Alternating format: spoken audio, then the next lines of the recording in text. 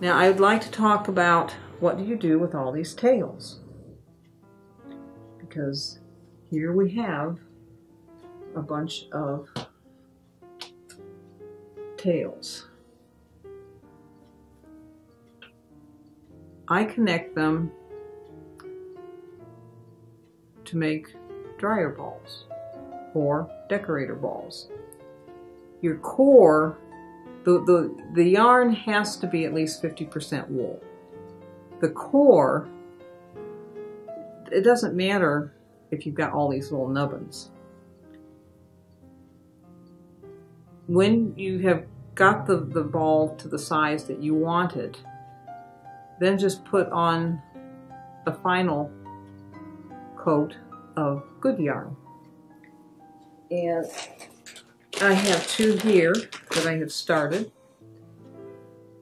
and I think I will just tie this on.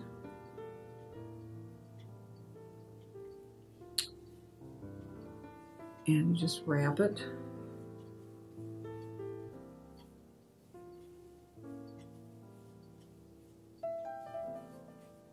Now, let's use, what do we got here? Here, use this red merino. I'm going to tie this on. And we'll just use this merino as my outer coat.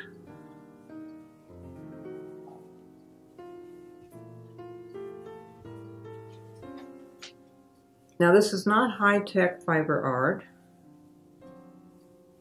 but you know, it's kind of satisfying, and it's a good way to use up those little ends.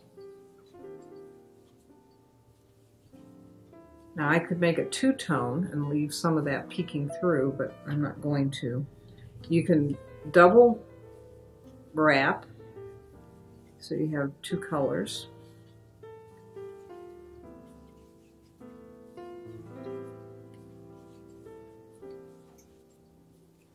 If you've got any leftover vicuna yarn, I don't think you want to do this though, that expensive vicuna, but it's a good way to use up your regular yarn. But as I said, the fiber has to be at least 50%. Okay, I think that's going to be pretty. Now, I would cut a tail, and I will take my weaving needle, because I have to anchor in these yarns. When you do that, don't squeeze it, because you will squeeze, it will help make the yarn come off. If the yarn does come off, just work it back on, or sometimes you have to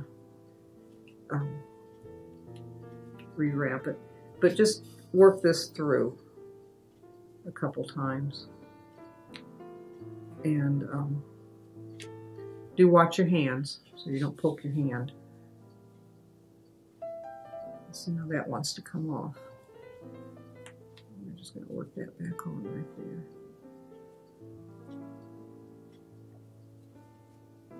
Okay, that's good enough. And you could, if you wanted, you know, leave it like that and have a Christmas ornament and decorate it. But this is going to be a little decorator ball. Then, if you want, you can needle felt that in. But I find these pretty tough for a felting needle, and you might break the end of your needle. So just cut the leg of clean pantyhose.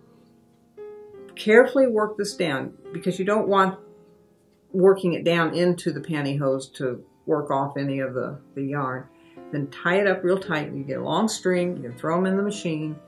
Hot water, a little bit of detergent, no fabric softener, minimum amount of water, max cycle. You might have to do it 2 times, but when you're done, you can have designer balls like this, which make kind of a nice little display. Or you can have the big ones, dryer balls. And you can see I've used 3 yarns on this. So that's a good way. Another thing you can do with your leftover yarn tails, a little bit longer than this one, crimp them for fringe.